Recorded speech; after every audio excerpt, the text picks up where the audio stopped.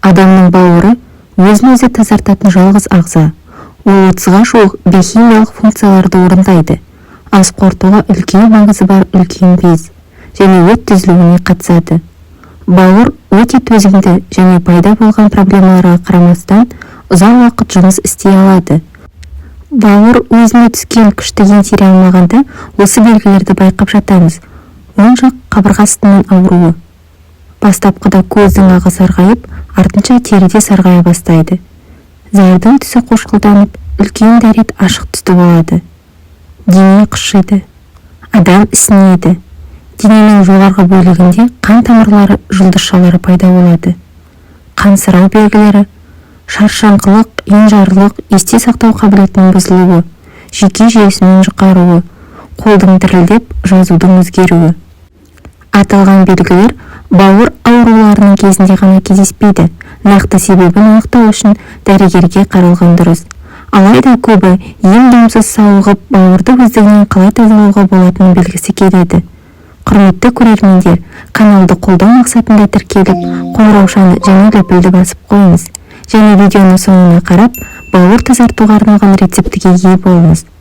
Осындайда бірнеше маңызды ережелерді сақтай отырып, үйде бауырыңызға көмектесе аласыз. Бауыр неге шылыққа толады? Бауырдың ең қауіпті жауы алкогольдік ішімдік. Оның құрамындағы этил спирті ақуыздардың синтезіне, көмірсулардың өзгеруіне және эндогендік компоненттердің жойылуына жауап беретін дене жасушаларын бұзады. Осыған байланысты бауырда созылмалы қабыну пайда болады. Кей жағдайда токсикалық улану мен дәрі-дәрмектің әсерінен де бауыр ауырады. Дұрыс емес тамақтану да әсер етеді. Сіз шамадан артық тамақтансаңыз, майлы және тәтті тағамдарды жесеңіз, қарныңызды фастфудпен тойдырсаңыз, онда бауырға салмақ түседі. Одан бөлек метаболикалық бұзылулар, семіздік және вирустық ауруларда бауырға зиян екенін ескеріңіз. Отырықшы өмір салты, яғни физикалық аз қозғалыста бауырдың жұмысын бұзатынын біле жүріңіз. Бауырдың шылаққа толғанын қалай білеміз? Егер теріде проблема болса, жүрек айныса, қыжыл және кекіру мазаласа, іш қатса, ауызға ащы дәм келсе, онда сізге бауырыңызды тазалауға тура келеді. Бауырды қалай тазалаймыз? Бауырды тазарту үшін дәрігерлер дәрі-дәрмек тағайындайды, арнайы диета ұсынады. Ал егер үй жағдайында бауырды шлактан, токсиннен тазартуды таңдасаңыз, онда мына кеңестерді орындаңыз. Дұрыс тамақтану. Тамақтану мәселеңізді қолға алыңыз. Себебі тізімдегі қуырылған, тұзды, ащы және ысталған тағамдарды, консервілерді, майлы ет сорпаларын сызып тастаңыз. Оның орнына көкөністермен, жемістермен, қышқыл сүт өнімдерімен байытыңыз. Бұл тағамдар оттың ағуын жақсартады. Бауырға пайдалы азықтар: көкөніс, кәді, қырыққабат түрлері, асқабақ, қызанақ және көктерден ас көк, аш жапырақ, күнде, ақжелкен. Цитрусты жемістер: грейпфрут, апельсин, лимон. Жеміс-жидектерден алма, банан, құлпынай, інжір. Жармалардан кебек пен сұлы, өсімдік майларынан күнбағыс, зығыр, зәйтүн және жүгері майлары. Сүт өнімдері: сыр, творог, йогурт, простокваша, қаймақ. Ал көкөністерден әсіресе шырындар болған жөн: сәбіз, қызылша және қияр. Бауырға өте пайдалы. Оларды араластыруға немесе бөлек ішуге де болады. Және сонымен қатар алда айтылатын іс-шараларды орындаңыз. Су ішу. Бауырды тазарту үшін сұйықтықты жеткілікті мөлшерде ішу керек. Күніне кем дегенде 2 литр ауыз суды тұтыну ұсынылады. Дәстүрлі медицинадан көк шаймен шөп тұнбалары керемет көмектеседі. Шөптер жинағы: шайқурай, жалбыз, жапырағы, алаты кейін жетегі, салаубас гүлі, бөрі қарақат тамыры, қайың жапырағы, итмұрын. Аталған шөп тұнбалары отты айдап бауырды тазалауға қабілетті. Су емі, ванна мен саунада денеден токсиндерді кетіре алады. Шамадан тыс терлеу арқылы токсиндер жойылады және тері тесіктері жақсы тазаланады. Осылайша сіз иммундық жүйені нығайтасыз. Су емін қабылдаудан алдын жылы су немесе өт айдайтын тұнба ішіңіз. Сонда нәтижесі өзіңіз ойлағаннан да керемет болады. Физикалық белсенділік. Отырықшы өмір салты аз қозғалыс оттың тоқырауына себепші болады. Сондықтан спортпен айналысу және дене шынықтырумен айналысу маңызды. Көбірек таза ауада серуендеңіз. Билеңіз, жүріңіз, жүгіріңіз. күнделікті режим мен тыңғылықты ұйқы. Тамақтану және физикалық белсенділіктен басқа, жақсы ұйқыда бауырдың саулығы үшін маңызды. Бір уақытта ұйықтауға тырысыңыз, 6 сағаттан артық ұйықтаңыз. Бауыр ұйқы кезінде белсенді жұмыс істейді, қандағы майларды кетіреді және улы заттарды шығарады. Ерекше белсенділік түнгі сағат 1-ден 3-ге дейін жүреді.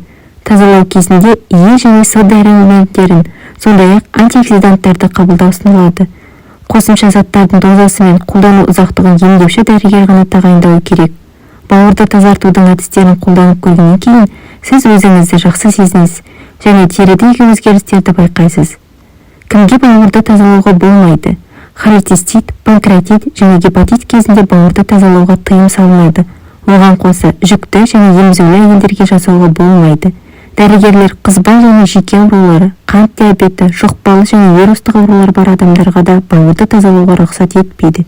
Ендеше ауруды асқындырып алудан сақ болыңыз. Видеоны толықтай қарағаныңызға рахмет.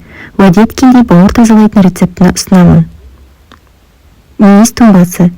Бізге керегі 400 мл су мен 150 грамм мейіз. Алдымен мейізді тазалап жуасыз, ыдысқа қажетті суды құйып, отқа қойыңыз. Қайнап шыққан соң мейізді салып, 20 минуттай баяу отта қайнатыңыз. Белгіленген уақыттан соң отты өшіріп, ыдыстың қақпағын жауып қойыңыз. Таңертең тұнбаны сүзіп алып, аздап жылытып ішесіз. Ескерту: енді қасиетті мол тұнбаны таңертең аш қарынға ішу керек. Сосын 30-35 минуттан кейін таңғы асқа отырасыз. Осылайша 4 күн ішесіз. Дегенмен екінші күні керемет нәтижесін көресіз. Тұнбаны мейлінше түнде дайындағаныңыз дұрыс. Мейіз тұнбасының денсаулыққа ешқандай да зияны жоқ. Тіпті бір айда 1 апта бойы ішсеңіз де болады. Бірақ ем кезінде майлы, қышқыл мен алкогольді ішімдіктер ішпеу керек. Сұлы тұнбасы. 3 литр ыстық суға 1 стақан сұлыны салып бетін жауып қойыңыз. Шамамен 12 сағаттан соң тұнбаны сүзіп алып, 200 мл ішесіз. Емді күніне 3 рет қайталау керек. Термосқа 1 стакан сұлы, 3 ас қасық ұнтақталған ет бүлдірген жапырағы мен 2 ас қасық ұнтақталған қойын бүршігін саласыз. Үстіне 4 литр су құйып тұндырып қойыңыз. Ертеңіне мына тұнбаны әзірлейсіз. Ол үшін 1 стакан кептірілген ит мұрын, 2 ас қасық таранды, яғни спорыш араластырасыз. Оған 100 мл су құйып отқа қойыңыз. Ыдысты баяу отта 15-20 минуттай қайнатыңыз. Белгіленген уақыттан соң тұнбаны сүзіп алып, енді 2 түрлі тұнбаны араластырасыз. 100-150 мл ішесіз. Емді күнде тамақтанудан алдын ала қолданыңыз. Емделу мерзімі 2 апта. Сәбіз шырыны.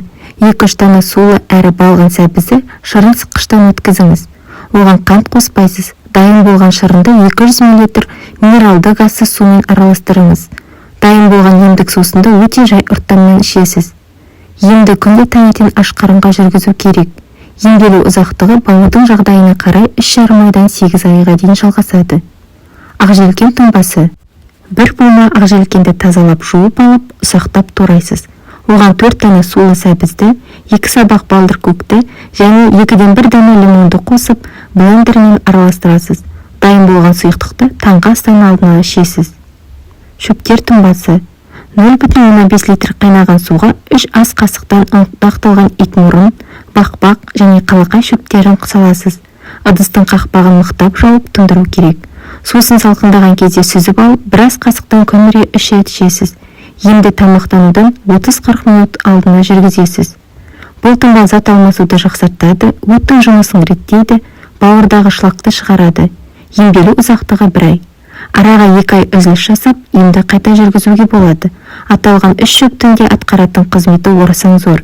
Яғни ит мұрын зат алмасуды жақсартып, оттың шығуын тездетеді. Бақбақ бауырды улы заттан, шлактан керемет тазартады. Қалақай оттың тез әрі дұрыс жұмыс шығуына ықпал етеді. Сонымен қатар от жолдарын шлактан тазалайды. Ендеше дәріханадан қолжетімді бағада сатылатын осы 3 шөпті алып, бауырды жуыңыз. Бауыр шлактан тазарса, ағзаның саулығы жақсарады, көңіл күйіңіз көтеріледі, иммундық жүйеңіз нығаяды.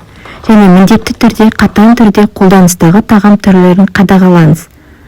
Жоғары айтылған тұнбаларды қолданар алдында дәрігермен кеңесіңіз.